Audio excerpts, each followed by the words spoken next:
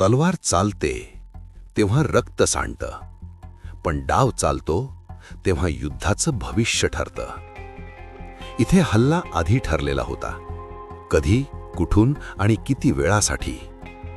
शत्रू जागा होता, पण त्याचा मेंदू गोंधळलेला होता. कारण इथे आवाज नव्हता, गजर नव्हता, फक्त हालचाल होती, मोजलेली, मर्यादित आणि अचूक. शिवाजी महाराजांसाठी युद्ध म्हणजे फक्त तलवार नव्हती, ते होते नकाशे, वाटा, वेळ आणि माणसं. हल्ला क्षणभराचा होता, पण त्याआधी तासनतास शांतता होती. आणि जेव्हा तलवार निघाली तेव्हा लढाई आधीच अर्धी जिंकलेली होती. कारण इथे तलवारीपेक्षा डाव जास्त धारदार होता. आपण पुन्हा भेटू पुढच्या भागात.